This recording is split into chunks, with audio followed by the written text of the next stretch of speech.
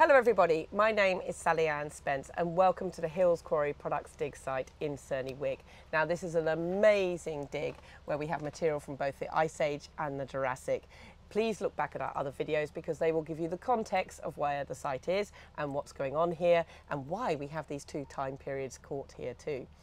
We have over 20 universities represented on the dig and we have participants coming from all over the world. And one of those with me right now, this is Alistair Parr. Hello Alistair. Hello, pleasure to meet you all here. Well, I tell you what, Alistair, it's been fantastic to have you here on the dig. I've seen you taking part in lots of different things, not just the dig. You've been part of the camp environment too. Well, it's always best to try to make yourself useful when you're on these sorts of things. You are a volunteer, therefore you have to experience the full range of volunteering, helping set up tents, do the pots, set up lunch, and actually working on the site, of course. You have been brilliant. This morning you were washing up as well. Yes, I was, which technically wasn't my responsibility, but it was just a way of being useful. No, you've been brilliant. Well, you have brought some things to show us. I'm just going to introduce Sally Poynton. Hello, Sally. So Sally is doing our camera. So as Alistair said, everybody has to muck in. So Sally's doing the camera for us. Can you bring the camera down here to show us these teeth? And Alistair, would you like to talk us through what we're looking at? These are mammoth teeth, which although I didn't discover, I did play a hand in excavating. Now, that mammoth teeth are actually extremely unique in that mammoths usually have four main teeth in their skulls, like one on the left, one on the right, one on the top left and one on the top right. And those teeth are actually really interesting in that they kind of function almost like an elevator or an escalator. Whereas as one tooth grows old, another tooth grows in behind it and then pushes forth. So the teeth then falls out and replaces it. So it's also quite an interesting system. Now, one of these teeth is very distinct because it shows this system going wrong. This teeth here, do you see that deformity around this side here? Yes. That is pathologically deformed, which basically means when this teeth was either growing old or growing new, it got out of sync with the other teeth it was supposed to replace or be replaced by. Therefore, the teeth kind of pushed against the side here and actually deformed it a bit, effectively giving this poor mammoth some toothache.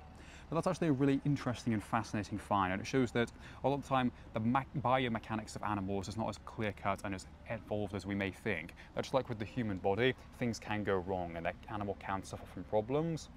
Another interesting additional fact is these two fossils here were probably from the same animal on account of their being very similar sizes, probably like a medium-sized steppe mammoth.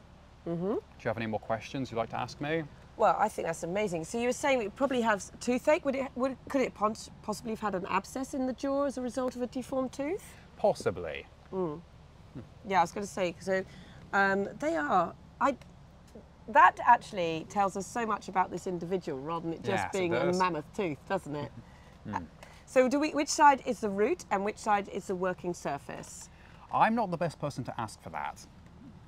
However, I would assume that would be the working surface because that's the more rougher edge, and that's what we would use to digest plant matter and other biomatter. Yeah, well, not digest it, to break it down in its mouth. Got you. Yep. Now, Alistair, you have been in the dig. Have you been in the Jurassic and the Ice Age areas, or have you stayed in one area? I've mainly been in the Ice Age areas. I've not really been involved in the Jurassic areas, although I have marvelled at some of the fossils they brought back. Yes, but I'm hoping with our final 2 days here I can be involved with some of the Jurassic material. Yeah, yes. I think if you can get the opportunity to do both sides of the dig, I think it would be very useful for you. Because you've just finished university, you've just graduated. Yes, I've just graduated from the University of Birmingham with a Masters in Paleontology and Geology. And subsequently my life's now at quite an interesting crossroads where either I go work for Ardent Management, this like generic geology company, or I can do a PhD with Birmingham instead. So I've got a lot of decisions on my mind. You have got a lot going on there. Has this dig helped you to think about things? Because sometimes when people are doing the dig itself, you know, sitting there with a trowel or whatever, they find it quite relaxing, enabling them to think about other things. I have found it has been actually quite relaxing, especially when you're like in your own element doing what you are interested in. You kind of have into a very interesting state where the worries of the outside world don't really concern you, so you have a lot of time to like reflect on your life and what it is you want to do. So I do think that is very helpful. At the moment I think I'm more inclined to go towards the PhD, but we'll see. I still have a little bit of time to decide. Definitely. And would you be thinking about anything to do with your PhD, if you do that, that might be connected to something you've been exposed to on the dig? Well, in terms of being exposed to the dig, not really in terms of the subject matter, but in terms of my future options. On the dig, there are people from all over the world, from all these varied career paths, and it goes to show that a lot of the time, if I do choose one career path, it's not like I'm stuck in that career route forever. It is very easy to branch out and do something else if you want. That is absolutely correct. I think that's something that's very important because I think when people say, what do you want to be when you grow up? That has changed hugely now, and Yes. and you have that freedom to change paths.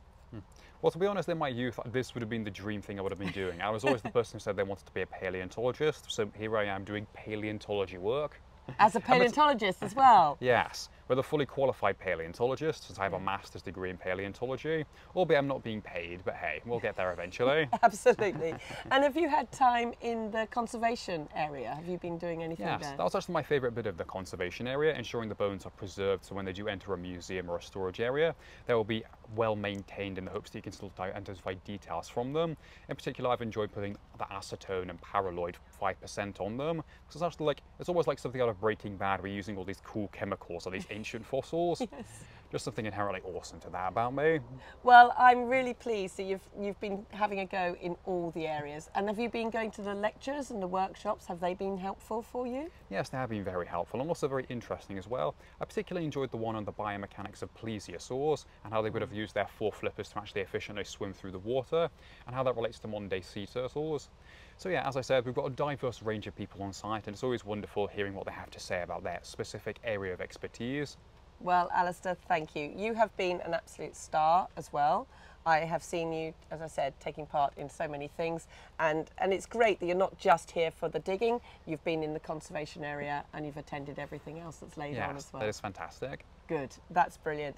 Well, keep watching our videos and we will be bringing them from the dig live, as I said, for you to experience, because unfortunately we are in a working quarry landscape. So for you to be here and able to see what's going on, it's by these videos, and we really hope you enjoy them. Thank you very much, Alistair, and please keep looking for the videos. The hashtag is TuskForce.